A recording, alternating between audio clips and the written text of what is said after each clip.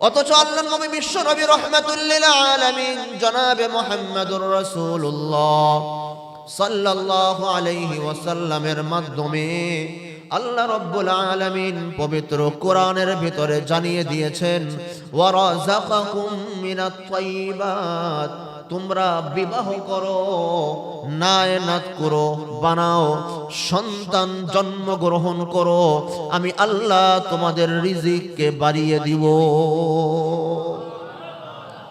তার মানে হলো এখান থেকে একটা জিনিস স্পষ্ট হতে হবে, বিবাহ করলে রিজিক বাড়ে। সবাই বলেন, বলতে হবে সবাই, বিবাহ করলে রিজিক বাড়ে না কমে? বিবাহ করলে রিজিক বাড়ে। সুতরাং বিবাহ আগে নাকি চাকরি আগে? আওয়াজ করতে হবে। কে হুজুর বড় জ্বালার ভিতরে আছি, বিবাহ করতে গেলে বলে করে কি আছে না নাই?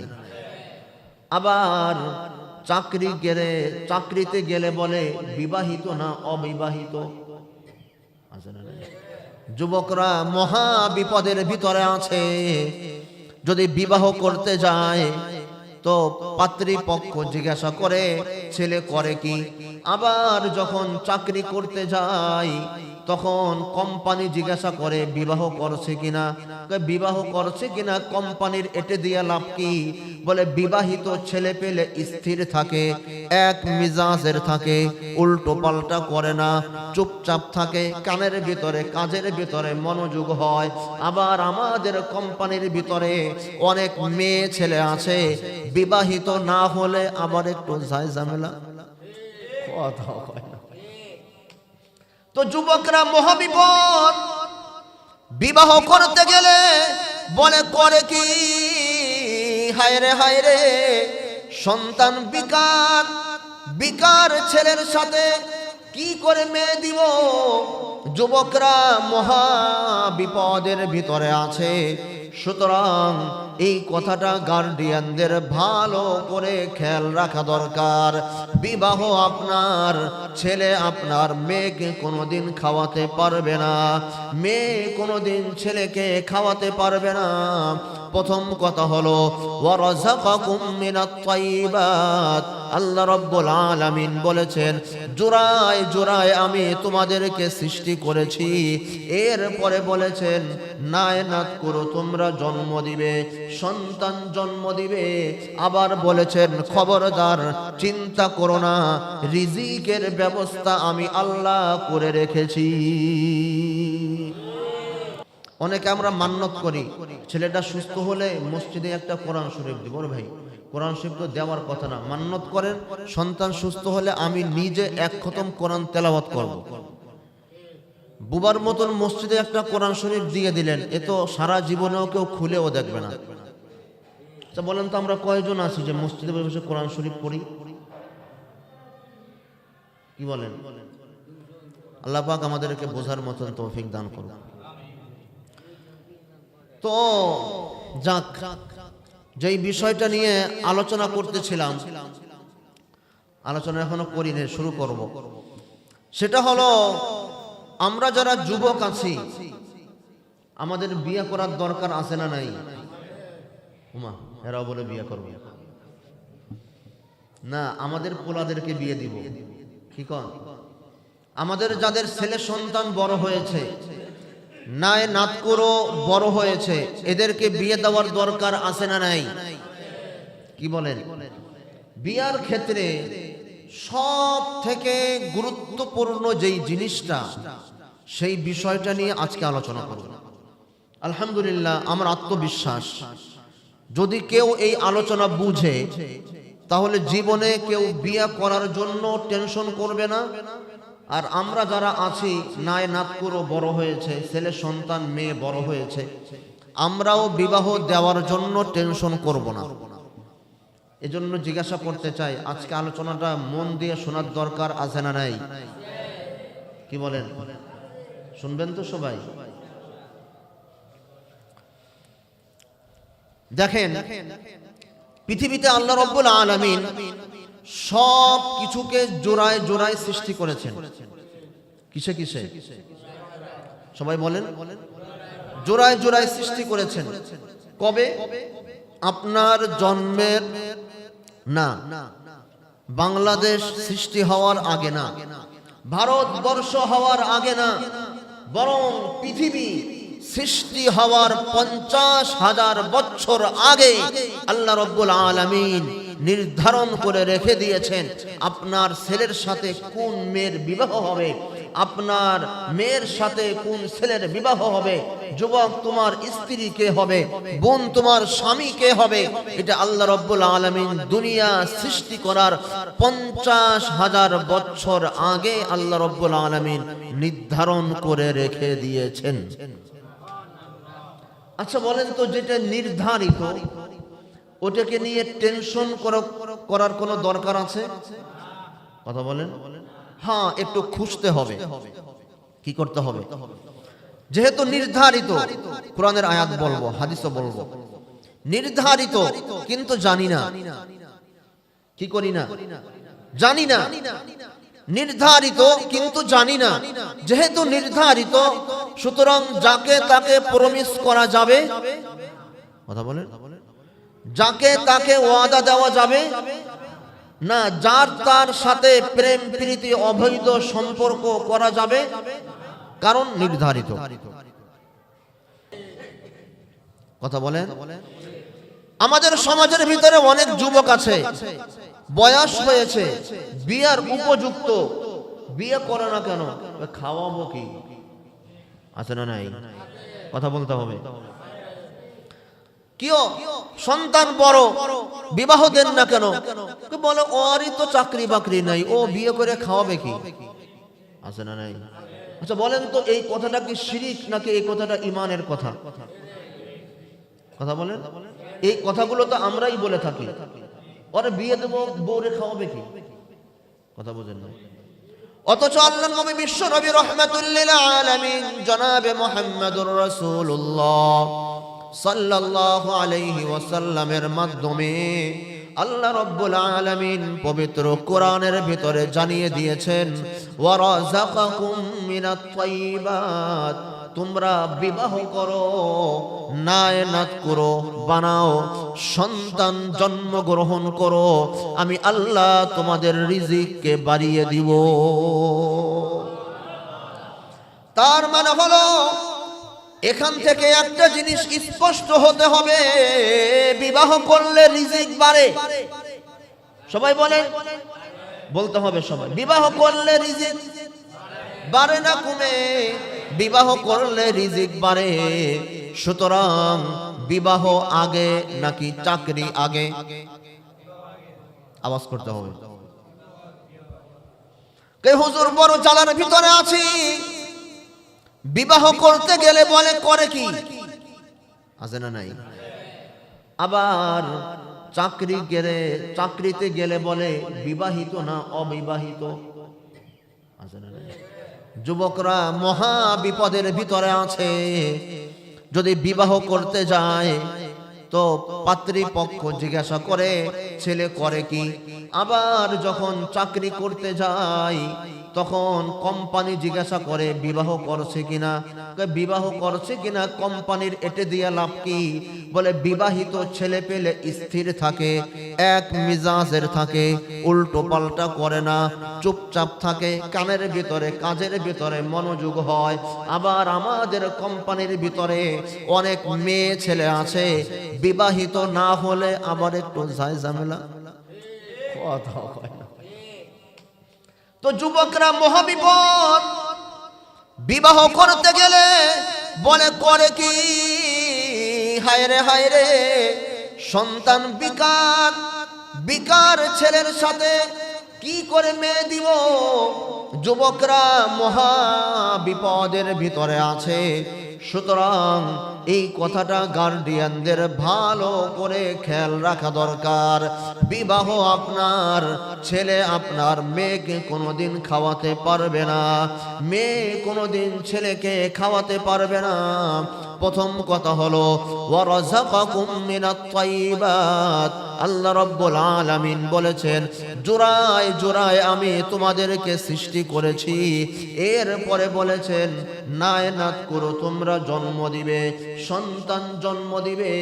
আবার বলেছেন খবরদার চিন্তা করো না, রিজিকের ব্যবস্থা আমি আল্লাহ করে রেখেছি। সুতরাং আমরা যারা মেয়ে বিবাহ দিব, আমাদের স্পষ্ট ধারণা থাকা দরকার আমার মেয়ের রিজিক মেয়ে নিয়ে জামাইয়ের ঘরে উঠবে, আমার ঘরে যেই পুতের বউ আসবে আমার সন্তানের রিজিক আমার পুতের বউ খাবে না, পুতের বউর রিজিক সে নিয়ে এরপরে আমার সন্তানের ঘরে আসবে। সাউন্ডটা কমাই দেন, বেশি লাগতেছে সাউন্ড। কি বলেন? এজন্য বিবাহের ক্ষেত্রে দুটো জিনিস সব থেকে বেশি আমাদের ভিতরে কাজ করে। এক নাম্বার হলো কাকে বিবাহ করব, আর একটু বাড়াই দেন, কাকে বিবাহ করব। আবার দুই নম্বর হলো খাবে কি, আছে না নাই? কিন্তু আল্লাহ রাব্বুল আলামিন এই আয়াতের ভিতরে দুটোটা জিনিসই স্পষ্ট করে দিয়েছেন। এক নম্বরে স্পষ্ট করে দিয়েছেন আমি তোমাদেরকে জোড়ায় জোড়ায় সৃষ্টি করেছি, এক নম্বর। দুই নম্বর হলো আমি আল্লাহ শুধু জোড়ায় জোড়ায় সৃষ্টি করিনি, আমি আল্লাহ রব্বুল আলামিন তোমাদেরকে রিজিক দিয়ে এরপরে বিবাহের বন্দোবস্ত করে দিয়েছি। গেল। এরপর আল্লাহ রব্বুল আলামিন অন্য আরেক আয়াতে বলেন وَمِنْ آيَاتِهِ أَنْ خَلَقَ لَكُمْ مِنْ أَنْفُسِكُمْ أَزْوَاجًا لِتَسْكُنُوا إِلَيْهَا।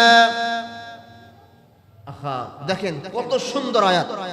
والله ومن آياته أن خلق لكم من أنفسكم أزواجا لتسكنوا إليها وجعل بينكم مودة ورحمة إن في ذلك لآيات لقوم يتفكرون। আল্লাহ রাব্বুল আলামিন বলেন দেখো আমি তোমাদেরকে জোড়ায় জোড়ায় সৃষ্টি করেছি। সুবহানাল্লাহ বলেন। কিসে কিসে সৃষ্টি করেছেন আল্লাহ পাক? কিসে কিসে? জোড়ায় জোড়ায়। সুতরাং আপনার সন্তানের বউ কে হবে এটা আল্লাহ পাক আগের থেকেই নির্ধারণ করে রেখে দিয়েছেন। আপনার পুতের বউ কে হবে এটা আল্লাহ পাক দুনিয়া সৃষ্টি হওয়ার 50,000 বছর আগে আল্লাহ পাক নির্ধারণ করে রেখে দিয়েছেন। কথা বলেন। আচ্ছা কেন কেন এই আয়াতের ভিতরে আল্লাহ রাব্বুল আলামিন বিবাহের উদ্দেশ্য বর্ণনা করছেন। وَمِنْ آيَاتِهِ أَنْ خَلَقَ لَكُمْ مِنْ أَنْفُسِكُمْ أَزْوَاجًا لِتَسْكُنُوا إِلَيْهَا وَجَعَلَ بَيْنَكُمْ مَوَدَّةً وَرَحْمَةً إِنَّ فِي ذَلِكَ لَآيَاتٍ لِقَوْمٍ يَتَفَكَّرُونَ।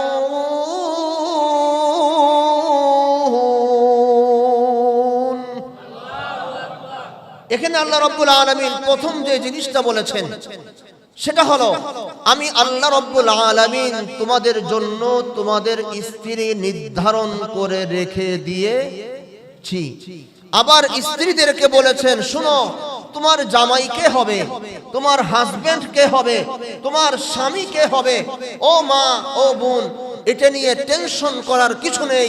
আমি আল্লাহ রাব্বুল আলামিন দুনিয়া সৃষ্টি হওয়ার তোমার আমার জন্মের না, দুনিয়া সৃষ্টি হওয়ার 50,000 বছর আগে আল্লাহ রাব্বুল আলামিন নির্ধারণ করে রেখে দিয়েছেন তোমার হাজবেন্ড কে হবে, তোমার স্বামী কে হবে। ও যুবক ভাই, তোমার স্ত্রী কে হবে, তোমার ওয়াইফ কে হবে, তোমার বউ কে হবে। এটা দুনিয়া সৃষ্টি হওয়ার 50,000 বছর আগে আল্লাহ রাব্বুল আলামিন নির্ধারণ করে রেখে দিয়েছেন। এক নম্বর। দুই নম্বর হলো লিতাসকুনু ইলাইহা ওয়া জাআলা বাইনাকুম মাওয়াদ্দাতাও ওয়া রাহমা। এই আয়াতের ভিতরে আল্লাহ রাব্বুল আলামিন বিবাহের দুটো উদ্দেশ্য বর্ণনা করেছেন। কয়টা? সবাই বলেন কয়টা? লিতাসকুনু ইলাইহা, কেন বিবাহ করবে? লিতাসকুনু ইলাইহা, ভালো করে শুনবেন। লিতাসকুনু ইলাইহা, এই একটা শব্দের যদি ব্যাখ্যা করা হয় আমার পুরো সময় শেষ হয়ে যাবে। মাত্র 2 থেকে 3 মিনিট ব্যাখ্যা করব। লিতাসকুনু ইলাইহা, বিবাহ তোমরা কেন করবে? এই কারণে করবে, আমি আল্লাহ তোমাদেরকে বিবাহের বিধান এই কারণে দিয়েছি। লিতাসকুনু ইলাইহা, এই বিবাহটা আমি আল্লাহর পক্ষ থেকে তোমাদের জন্য শান্তির কারণ, আরামের কারণ, প্রশান্তির কারণ। তোমরা স্ত্রীদের মাঝে গিয়ে প্রশান্তি লাভ করবে, শান্তি লাভ করবে। তোমরা স্ত্রীদের কাছে গিয়ে শান্ত হয়ে যাবে, মজা পাবে, আরাম পাবে। এই জন্য আমি আল্লাহ রাব্বুল আলামিন বিবাহের বিধান দিয়েছি। লিতাসকুনু ইলাইহা, যেহেতু আল্লাহ রাব্বুল আলামিন বলেছেন বৈবাহিক জীবনের ভিতরে শান্তি, বৈবাহিক জীবনের ভিতরে আরাম, বৈবাহিক জীবনের ভিতরে মজা, বৈবাহিক জীবনের ভিতরে তৃপ্তি। সুতরাং অবৈধ সম্পর্কের ভিতরে, অবৈধ মিলামিশার ভিতরে, অবৈধ প্রেম প্রীতির ভিতরে কোশ্চিন কালেও শান্তি আসতে পারে না। কথা বলেন। আপনি হয়তোবা সাময়িক সময়ের জন্য অবৈধ প্রেম করে হয়তোবা সাময়িক কিছু শান্তি উপলব্ধি করবেন, কিন্তু এটার জন্য কিছুক্ষণ পর থেকেই লাঞ্ছনা, অপদস্থতা দুনিয়াতেও হবে, আর আখিরাতে আপনার জন্য জাহান্নাম নির্ধারিত। কথা কয় না কেন? আল্লাহ রাব্বুল আলামিন বিবাহের বিধান দিয়েছেন এই কারণে, লিতাসকুনু ইলাইহা, যেন তোমরা স্ত্রীদের কাছে গিয়ে শান্ত হতে পারো, তৃপ্তি হতে পারো। সুতরাং যদি তৃপ্তি অর্জন করতে চাও, একমাত্র মাধ্যম হলো বৈবাহিক জীবন। প্রেম প্রীতির জীবনের ভিতরে দেখতে দেখা যাবে অনেক মজা, দেখতে দেখা যাবে অনেক স্বাদ, দেখতে দেখা যাবে অনেক আরাম আনন্দ, কিন্তু আসলে যত সামনে বাড়বে তত বেশি অশান্তির আগুন ধাউ ধাউ ধাউ ধাউ করে জ্বলতে থাকবে। তো বিবাহের 1 নম্বর উদ্দেশ্য কি পেলাম? বলেন বলেন। ওমা কথা কয় না। কি পেয়েছেন? শান্তি, বৈবাহিক জীবনের ভিতরে শান্তি। সুতরাং যারা বলে আমাদের বিবাহ দরকার নেই, হয়তো সে পুরুষই না, সে মহিলাই না, অথবা সে বাটপার। কথা কয় না। 1 নম্বর, যদি কোনো পুরুষ বলে আমার বিবাহের দরকার নেই, বুঝবেন হয়তো সে পুরুষ না। একটা হলো পুরুষ আর একটা হলো মহিলা। 3 নম্বর আর একটা আছে, এটার নাম কি? এটা করেন না। হয়তো সে সেটা হবে, অন্যথায় সে বাটপার। বাটপার কিভাবে? তার মানে হলো বিবাহ করলে তো সে আবদ্ধ হয়ে যাবে, 12 ঘাটের পানি খেয়ে তার অভ্যস্ত, এজন্য সারা জীবন যেন 12 ঘাটের পানি খেতে পারে। এই কারণে সে বলে আমার বিবাহ প্রয়োজন নেই। ঠিক ওরকম ভাবে কোন মহিলা যদি বলে আমার বিবাহের দরকার নেই, সে আরো বড় বাটপার। এই কারণে হায় রে হায়, যদি বিবাহ বন্ধনের ভিতরে আবদ্ধ হয়ে যায় তাহলে সে এক জায়গার ভিতরে আটকা পড়ে যাবে। এই জন্য সে এক জায়গা আটকা পড়তে রাজি না, 12 ভাতারের 12 ভাতকে সে বাঁচতে রাজি। কথা বলেন। যেহেতু আল্লাহ রাব্বুল আলামিন বলেছেন লিতাসকুনু ইলাইহা, তোমাদের শান্তি, তোমাদের প্রশান্তি, তোমাদের আরাম আয়েশ ভোগ বিলাসিতার জন্য আমি আল্লাহ রাব্বুল আলামিন বিবাহের বিধান রেখে দিয়েছি। কয় নম্বর কারণ? 1 নম্বর। 2 নম্বর, ওয়াজআলা বাইনাকুম মাওয়াদ্দাতান ওয়া রাহমাহ ইন্না ফি যালিকা লাআয়াতিন লিকাওমিন ইয়াতাফাক্কারুন। বিবাহের 2 নম্বর কারণ। কয় নম্বর কারণ? আসেননি আপনারা মসজিদে, নাকি আবার ঘরের ভিতরে বিবির কাছে দৌড় দিয়েছেন? আসেন। ওয়াজআলা বাইনাকুম মাওয়াদ্দাতান ওয়া রাহমাহ। আহা, কাদেরকে বয়ান করব? সব বুড়ো বুড়ো বয়ে রয়েছে সামনে। যুবক কদিন আসেন, বয়ান করে একটা মজা হইতো। শোনার দরকার আছে। নাতিন বিয়া দিবেন না? কি কন? নাতনি বিয়া দিবেন না? জানার দরকার আছে না নাই? ওয়াজআলা বাইনাকুম মাওয়াদ্দাতান ওয়া রাহমাহ। বিবাহ হওয়ার 2 নম্বর কারণ হলো, শুনো, আমি আল্লাহ তোমাদেরকে জোড়ায় জোড়ায় সৃষ্টি করেছি। 1 নম্বর কারণ হলো, জোড়ায় জোড়ায় সৃষ্টি করার প্রধান কারণ হলো যে তোমরা স্ত্রীদের কাছে গিয়ে আনন্দ উপভোগ করবে, মজা তৃপ্তি নিবে। 1 নম্বর উদ্দেশ্য। 2 নম্বর উদ্দেশ্য হলো ভালোবাসার মাওয়াদ্দাতান ওয়া রাহমা, ভালোবাসার আদান প্রদান তোমরা করবে, ভালোবাসার বিনিময় তোমরা করবে। এই কারণে আমি আল্লাহ রাব্বুল আলামিন তোমাদের জন্য বিবাহ বন্ধনে আবদ্ধ করেছি। এই আয়াত থেকে একটা জিনিস স্পষ্ট হতে হবে, যদিও কথাটা শরমের, কিন্তু বোঝার বিষয়।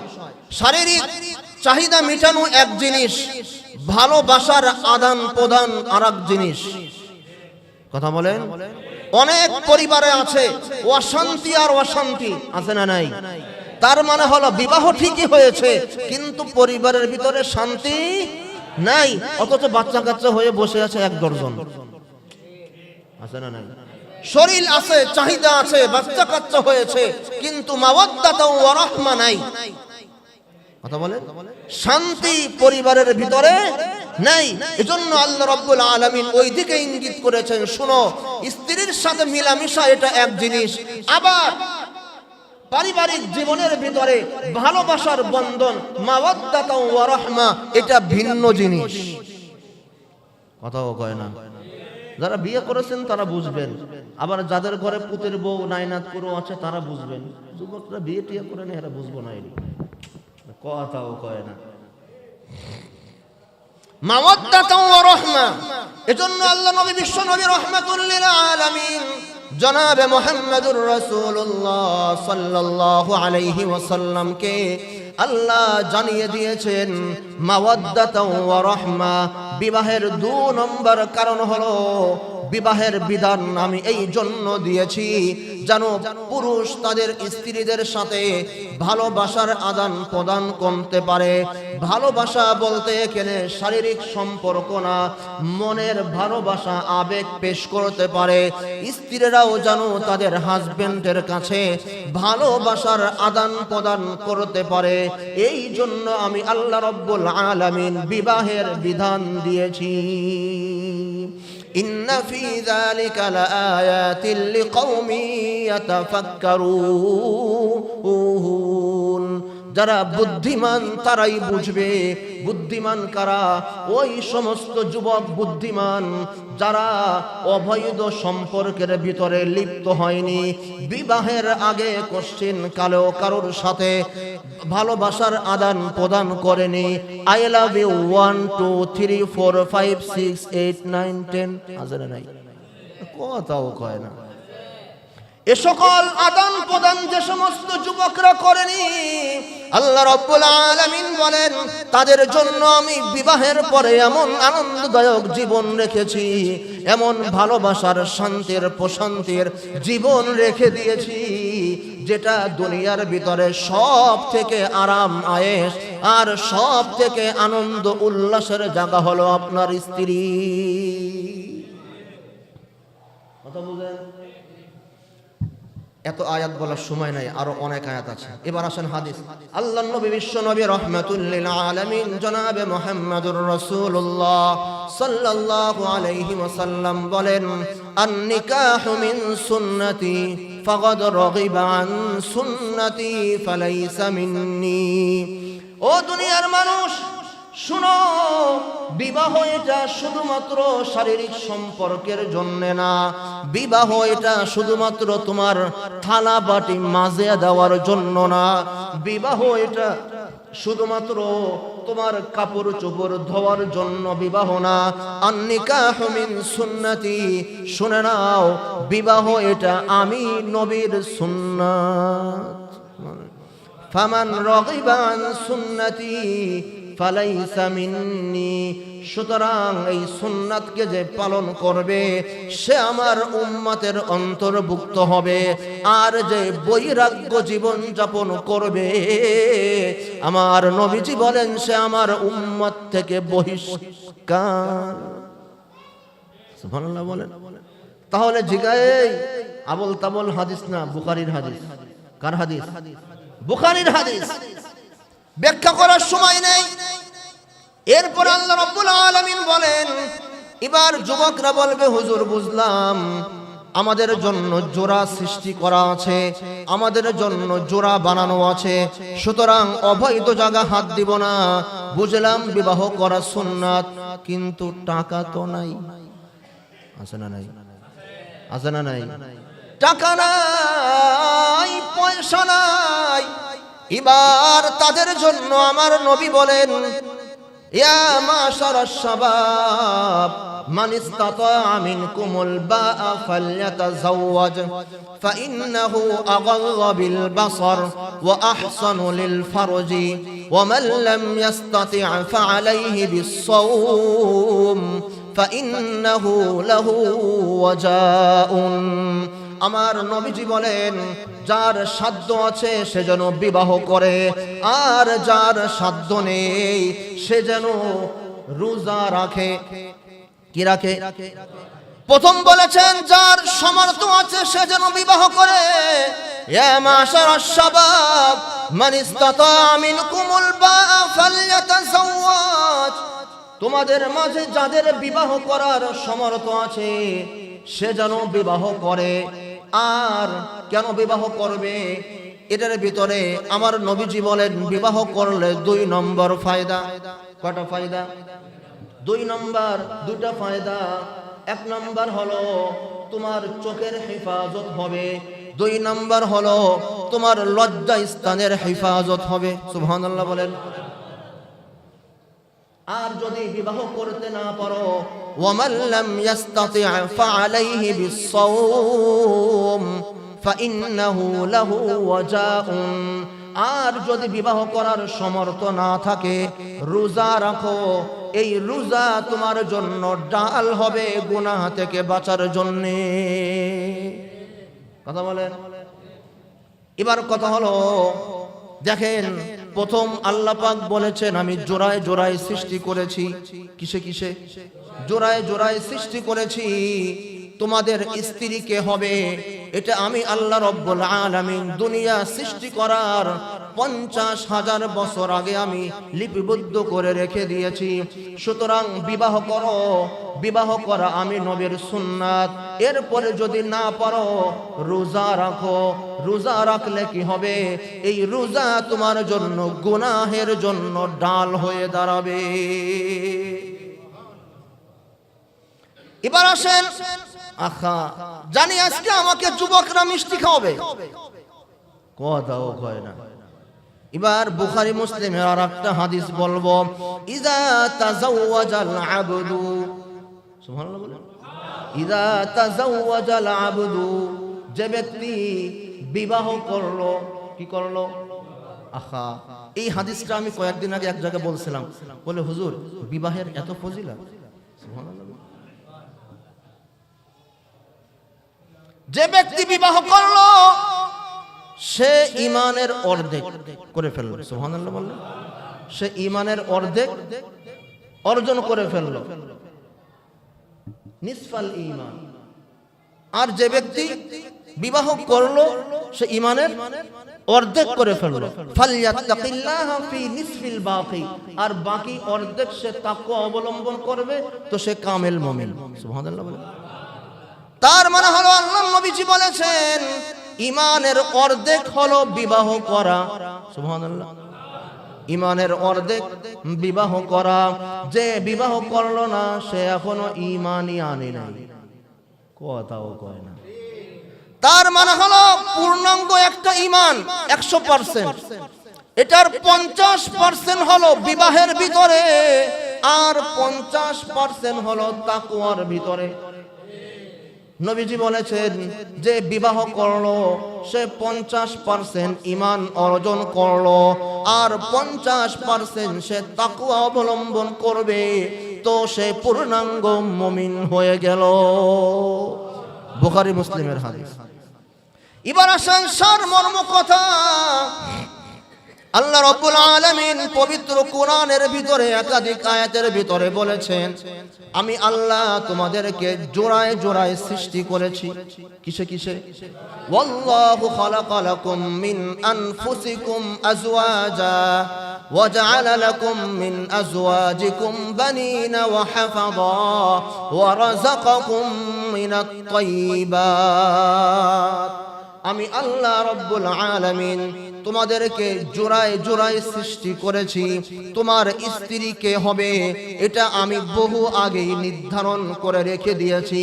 ও মা, ও বোন, তোমার হাজবেন্ড কে হবে, তোমার স্বামী কে হবে, এটা আমি আল্লাহ রাব্বুল আলামিন বহুত আগেই নির্ধারণ করে রেখে দিয়েছি।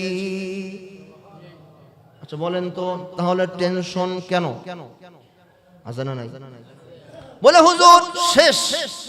বলে কি শেষ? কয় টাকা সব শেষ। তার মানে বিবাহ করার জন্য 5 লাখ জমিয়েছিলাম, মাইয়া দেখতে দেখতে সব শেষ। আছে না নাই? আরে ভাই এত দেখা দেখির দরকারটা কি? তাওয়াক্কুল করে বসে থাকেন, যেহেতু আপনার সন্তান আছে। আছে না নাই? আপনার সন্তান আছে না নাই?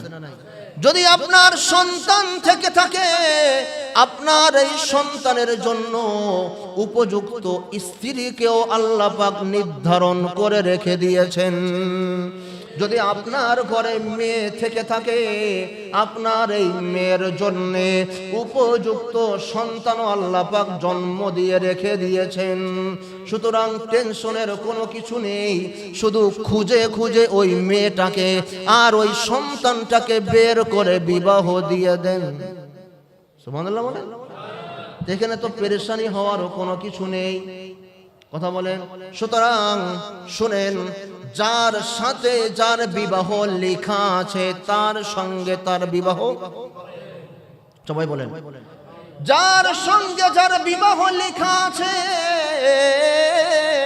তার সঙ্গেই তার বিবাহ হবে। বলেন। সুতরাং যুবক রে, তোমার হাতে পায়ে ধরে বলি, অহেতুক কাউকে প্রমিস করো না যে তোমাকেই বিয়ে করব। কথাও কয় না। আজে বাজে কাউকে সঙ্গে প্রমিস দিও না। মসজিদ শুয়ে ওয়াদা করো না, কোরআন মাথায় দিয়ে ওয়াদা করো না হয়তো তোমাকে বিবাহ করব, অন্যথায় মারা যাব। আছে না নাই? এটা যদি করে থাকো, শুনে নাও, তুমি প্রথম অন্যায় করেছো, প্রথম অপরাধ তোমার। তুমি আল্লাহ পাকের সিদ্ধান্তের বাহিরে তুমি কাজ করলে। কারণ তুমি যেই মেয়েকে প্রমিস দিলে, তুমি যেই সন্তানকে, যেই ছেলেকে প্রমিস দিলে, যদি এই ছেলের সাথে তোমার বিবাহ আল্লাহ পাক লিখে না রাখেন, যদি এই মেয়ের সাথে তোমার বিবাহ লিখে না রেখেন, যদি অন্য কোথাও থেকে থাকে, তাহলে তুমি তো আল্লাহ পাকের সিদ্ধান্তের উল্টা কাজ করলে। সুতরাং শুনে নাও, যতই মসজিদ ধরে কসম করো, যতই কোরআন মাথায় দিয়ে কসম করো, যদি আল্লাহ পাকের সিদ্ধান্ত না হয়, কোশ্চিন কালো সে তোমার স্ত্রী হতে পারবে না। বুঝছেন কি বুঝেন নাই? দাদারা বুঝছেন তো? মেয়ের বাবারা বুঝছেন তো? ছেলের বাবারা বুঝছেন তো? বুঝে নাই? সুতরাং আমার পুতের বউ কি হবে, কে হবে, এটা দুনিয়া সৃষ্টি হওয়ার 50,000 বছর আগে নির্ধারণ করা আছে। আমার মেয়ের জামাই কে হবে, আমার ঘরে কোন জামাই আসবে, এটা দুনিয়া সৃষ্টি হওয়ার 50,000 বছর আগে নিবদ্ধ করা আছে। টেনশনের কোনো কিছু আছে? ছোটকালে একটা শ্লোক শুনতাম, বিবাহের ভিতরে আমাদের শুনতে গ্রামের মানুষ বলতো, খোদার কলম বড় কলম, খোদার কলম লড়ে না, খোদায় যাকে কলম মারে সেই কলম আর ফিরে না।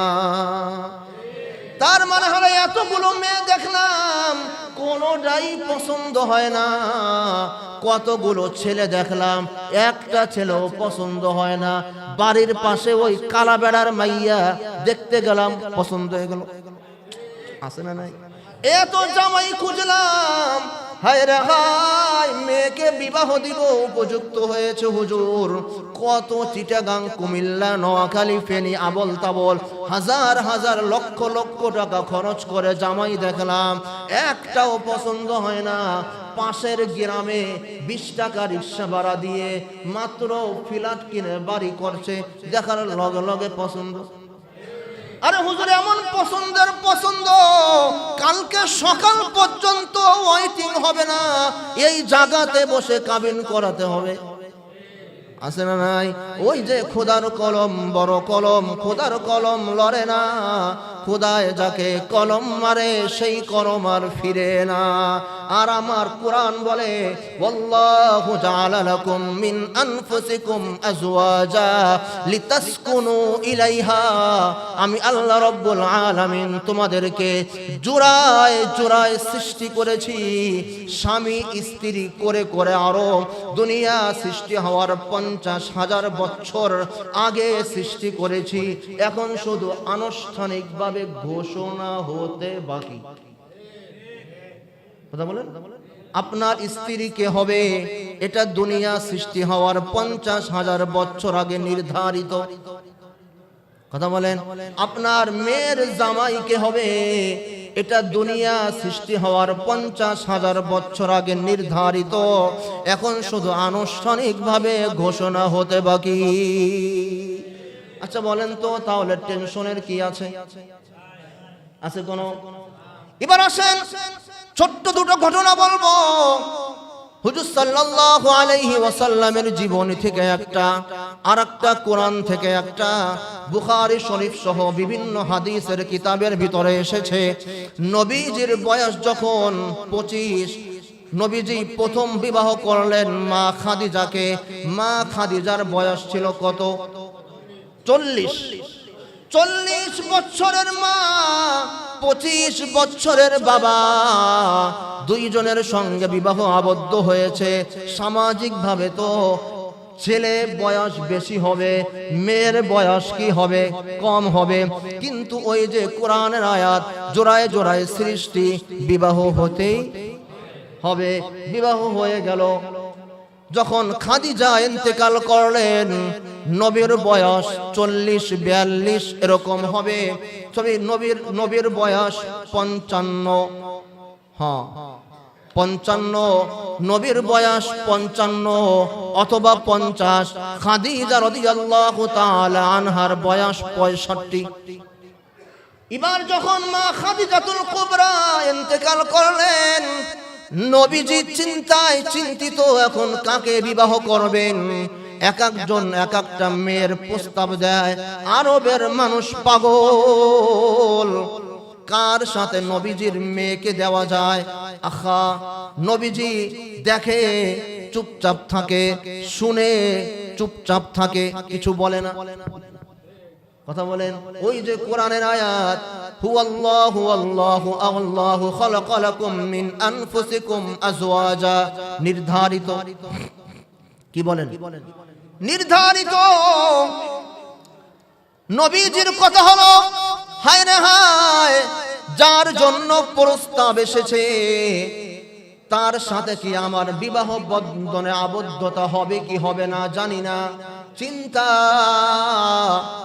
এরপরে কি হলো দেখেন, পর পর 3 দিন জিবরিল এসেছে, এসে সালাম দিয়ে মুস্কি একটা হাসি মারে। সুবহানাল্লাহ বলেন। নবীজি বলেন, ও গো জিবরিল, মুস্কি হাসি মারলা কেন? বলে, হুজুর, একটা পাত্রী নিয়ে এসেছি আপনাকে বিবাহ দেওয়ার জন্য। সুবহানাল্লাহ কোন? বলে, কি বলো? তুমি থাকো আসমানে, আমি থাকি জমিনে, বিবাহ হবে আমার মানুষের সাথে, তুমি আবার পাত্রী পেলে কোথায়? জিবরিল এসে হাতের ভিতরে একটা রেশমি কাপড় ছিল, কাপড়টাকে উঠিয়ে বললেন, দেখেন তো এই মেয়েটা আপনার স্ত্রী হিসেবে পছন্দ হয় কিনা। নবীজি একটা মুস্কি হাসি দিলেন, কিন্তু হ্যাঁ এবং না কিছুই বললেন না। দ্বিতীয় দিন আবার জিবরিল এসে আবার সালাম দিয়ে মুস্কি হাসি। নবীজি গতকাল থেকে আরো বেশি মুস্কি হাসে। বলে, কি খবর? বলে, নবীজি আপনার জন্য একটা মেয়ে নিয়ে এসেছিলাম, যদি একটু দেখতেন। নবীজি বলেন, দেখাও। জিবরিল আবার হাতের উপর থেকে কাপড়টা উঠিয়ে বলেন, দেখেন তো নবীজি এই মেয়েটাকে বিবাহ হয় কিনা। এবার আজকে নবীজি অনেকক্ষণ তাকিয়ে থাকে, তাকিয়ে বলে, এটা তো আমার ভাতিজি আবু বক্করের মেয়ে, আমার বাল্যকালের বন্ধু আবু বক্করের মেয়ে। মেয়েটাকে তো আমি চিনি, মেয়ের নাম হলো আয়েশা। আজকে আবার জিবরিল চলে যায়। তৃতীয় দিন আবার জিবরিল এসে মুস্কি হাসি দিয়ে বলে, নবীজি, আল্লাহ পাকের থেকে সিদ্ধান্ত ফয়সালা, এই মেয়েটাকে আপনাকে বিবাহ দেওয়ার জন্য আল্লাহ পাক আদেশ করেছেন। এবার নবীজি বলে, কোন মেয়েটা? এবার আবার জিবরিল হাতটাকে উঁচু করে রেশমি কাপড়টাকে টেনে দিয়ে বলে, এই যে আবু বক্করের মেয়ে আয়েশার সাথে আপনার বিবাহ হবে। নবীজি বলেন, সে তো আমার ভাতিজি, আমার বন্ধুর ছেলে। এবার জিবরিল বলে, ও নবীজি, আপন ভাতিজাকে বিবাহ করা নিষেধ। সে তো আপনার আপন ভাই না আবু বক্কর, ধর্মগত ভাই, বংশীয় ভাই। আপন ভাতিজাকে বিবাহ করা নিষেধ, কিন্তু বন্ধুর মেয়েকে বিবাহ করা নিষেধ না। জিজ্ঞাসা করতে চাই, ঘটকালি কে করলেন? ঘটকালি কে করলেন? আল্লাহ রাব্বুল আলামিন। কথাও বুঝে না, ঘটকালি কে করেছেন? আল্লাহ রাব্বুল আলামিন বললেন, নাও, তোমার জন্য আমি বিবি নির্ধারণ করে রেখে দিয়েছি, তোমার বিবি নিয়ে তুমি ঘর সংসার করতে থাকো। আর একটা ঘটনা বলবো, 2 মিনিট, 15 বাজে, আর 2 মিনিট সময় নিব। ইউসুফ জুলাইখা কিচ্ছা শুনছেন তো? শুনেননি? কারা কারা বলেন? ইউসুফ জুলাইখা, ইউসুফ হলো ছোট বালক, আর জুলাইখা হলো মিশরের সেনা প্রধানের স্ত্রী। বয়স কম না বেশি? কত বেশি! কিন্তু ইউসুফের চেহারা তো জান্নাতি চেহারা। জুলাইখা প্রেমের ভিতরে পাগল হয়ে যায়, নিজের খায়েশ পূরণ করার জন্য ব্যস্ত, কিন্তু কোনো কাম হবে না। উনি তো নবী, নবী তো নবী। হায় রে হায়, কত কলার, কত কৌশল। ও যেরকম যত বড় নাপাক ইউসুফ, তত বড় পবিত্র। কথা বলেন। জুলাইখার ভিতরে যত জষ্টামি, আর নবীর ভিতরে তত পবিত্রতা। জুলাইখা যত নিচে নামে, নবী তত উপরে উঠে। হতে হতে অনেক কিছু হলো। বিবাহ আর হলো না। ইউসুফকে জেলখানায় পাঠিয়ে দিল। জুলাইখার স্বামী সেনাপ্রধানের ইন্তেকাল হয়ে গেল। হয়ে গেলে কি হবে? এখনো জুলাইখা সবসময় ইউসুফ ইউসুফ ইউসুফ ইউসুফ ইউসুফ জপে। কথা বলেন। ইউসুফের প্রেম তার অন্তর থেকে যায় না। কোরআনের ব্যাখ্যার তাফসিরের ভিতরে পাওয়া যায়, জুলাইখা ইউসুফের জন্য কাঁদতে কাঁদতে কাঁদতে কাঁদতে দুই চোখ অন্ধ হয়ে গিয়েছে। যদি কেউ এসে বলতো, শুনছেননি? বলে কি? আজকে ইউসুফের সঙ্গে দেখা হয়েছে, কাছে যা পেত তাকে হাদিয়া দিয়ে দিত। যাও, তোরে দিয়ে দিলাম। তুই আমার প্রেমের পথকে তুই দেখে এসেছিস, তোরে দিয়ে দিলাম। তো আবার কেউ এসে বলতো, শুনেন একটা খবর আছে। বলে কি খবর? আজকে আপনার ভালোবাসার মানুষ ইউসুফ আজকে অমুক জায়গা আসবে, রাষ্ট্রীয় ভাষণ দিবে, যাবেননি? বলে যাব না যাব সেটা পরের কথা, আমি ইউসুফের জন্য কাঁদতে কাঁদতে অন্ধ হয়েছি। তুমি যেহেতু সংবাদটা দিয়েছো, যাও, তোমাকে কিছু হাদিয়া দিয়ে দিলাম। এরকম যেই ইউসুফের খবর নিয়ে আসতো তাকেই কিছু দিয়ে দিত। দিতে দিতে দিতে দিতে দিতে জুলাইখার যা ছিল সব শেষ হয়ে এবার জুলেখা রাস্তার ফকির হয়ে যায়। এবার হযরত ইউসুফ আলাইহিস সালাতু ওয়াস সালাম যেই রাস্তা দিয়ে রাজ সিংহাসনে যায়, রাস্তার পাশে একটা ঝুপড়ি বানিয়েছে। ঝুপড়ি জুলেখা বানিয়ে 24 ঘন্টা জিকির করে, ইউসুফ ইউসুফ ইউসুফ ইউসুফ ইউসুফ ইউসুফ। মানুষে বলে, কিরে পাগলি, ইউসুফ ইউসুফ জিকির করলে কি মজা? কথাও কয় না। আরে ইউসুফ ইউসুফ জিকির করার ভিতরে কি মজা? তোমরা কি বুঝবে? যে ইউসুফের প্রেমের ভিতরে ডুব দিয়েছে সে বুঝবে ইউসুফ ইউসুফ জপার ভিতরে কি মজা। আল্লাহ আল্লাহ কা মজা হ্যায়, মুর্শিদ কা মাই খানো মে হে, দোনো আলম কি হकीकत উনকে पैमाने में है। আহা, ব্যাখ্যা করার সময় নেই। তো এবার কিরে, একদিন নবী ইউসুফ যায়, বলে হায় রে হায়, সারা জীবন শুনলাম আল্লাহ পাকের জিকির, এই ঝুপড়ির ভিতরে কোন বেডি আমার নামের জিকির করে। এবার যখন ঝুপড়ির ভিতরে ঢুকলো নবী ইউসুফ, উনি ঘ্রাণ পেয়ে বুঝতে পারছেন যে আসছে পিছনে। সুবহানাল্লাহ। এবার বুঝতে পেরে জুলাইখা এবার আরো জোরে জোরে জিকির করে, ইউসুফ ইউসুফ ইউসুফ ইউসুফ ইউসুফ। এবার ইউসুফ নবী তাকে এখন চিনে না, বুড়ো হয়ে গিয়েছে, চোখ অন্ধ হয়ে গিয়েছে, চেহারা আগের মতন নেই। মাথায় হাত দিয়ে বলে, ওগো মা, তুমি কে? বলে, শুনো, আমি কেউ না, আমি তোমার একজন প্রেমিক। সুবহানাল্লাহ। বলে, প্রেমিক, আপনার ধন সম্পদ কোথায়? বলে, সব ধন সম্পদ তোমার নামে আমি বিলিয়ে দিয়েছি। তাফসীরের ভিতর আছে এই কথাগুলো। সব ধন সম্পদ আমি তোমার জন্য বিলিয়ে দিয়েছি, আজকে আমি রাস্তার ফকির হয়েছি। এবার ইউসুফ বলে, আপনি কি জুলাইখা কিনা? বলেন। বলে, হ্যাঁ হ্যাঁ, আমি সেই জুলাইখা। বলে, শুনো জুলাইখা, আমার ঘরে যেই বিবি আছে, আমার বিবিও তোমার কথা বলেছে। জুলেখা তোমাকে বিবাহ করতে চেয়েছিল, পারেনি। এখন জুলেখা রাস্তায় রাস্তায় ঘুরে, কিচ্ছু করার দরকার নাই, এখন তো বুড়ি হয়েছে, আপনি বা তাকে দিয়ে কি করবেন? সেই বা আপনাকে দিয়ে কি করবে?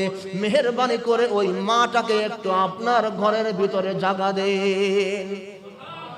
শুনো, তুমি এবার আমার ঘরে চলো। জুলেখাকে এবার ঘরে নিয়েছেন। নেওয়ার পরে আল্লাহ পাকের পক্ষ থেকে ওহী আসছে, ও ইউসুফ নবী, শুনেন, এতদিন যাবৎ সে ছিল সেনা প্রধানের স্ত্রী, আস্তে আস্তে আপনার প্রেমে সব কিছু বিলিয়ে দিয়েছে, গোপনে গোপনে সে আপনার প্রতি ঈমান এনেছে। ও নবী ইউসুফ, আগে তার অন্তরের ভিতরে আপনার প্রেমের আগুন ধাউ ধাউ করে জ্বলতো, যেদিন থেকে সে আপনার প্রতি ঈমান এনেছে ওই দিন থেকে আমি আল্লাহ পাকের প্রেম ধাউ ধাউ করে জ্বলে। সুতরাং আজকে ইউসুফ শুনো, জুলেখা আজকে যেই দোয়া করবে আমি আল্লাহ রাব্বুল আলামিন তার সমস্ত দোয়াগুলোকে কবুল করে নিব। এবার ইউসুফ বলে, আপনি এবার কি চান বলেন। জুলেখাকে বলে, জুলেখা বলে আমি কিচ্ছু চাই না, আমি চাই প্রথমে ইউসুফকে ভালোবেসেছি খারাপ দৃষ্টিতে, আমি এখন প্রেমে পড়ে সবকিছু হারিয়েছি, শেষ বয়সে এসে আমি এখন তার প্রতি ঈমান এনেছি, আমার সেই আগের সেই কু অভ্যাস, আগের সেই খারাপ দৃষ্টি আমার এখন নাই, সুতরাং শেষ বয়সে এসে আমি ওই ইউসুফটাকে একটু নবীর চোখে আমি দেখতে চাই। এবার আল্লাহ পাকের পক্ষ থেকে আদেশ হয়, ও জুলেখা তুমি হাত তুলো, ও ইউসুফ তুমি হাত তুলো। দুইজন হাত তুলে আল্লাহ পাকের পক্ষ থেকে বলা হয়, নবী ইউসুফ আপনার এই হাতটাকে জুলেখার চেহারার ভিতরে আপনি মুছে দিন। সুবহানাল্লাহ।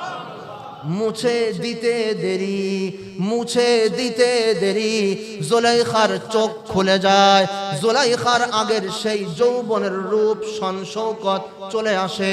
আল্লাহ পাকের পক্ষ থেকে আদেশ হয়ে যায়, ও নবী ইউসুফ আপনার ঘরে স্ত্রী একটা আছে, এই জুলেখাকেও আপনি আপনার বিবি হিসাবে গ্রহণ করে নেন।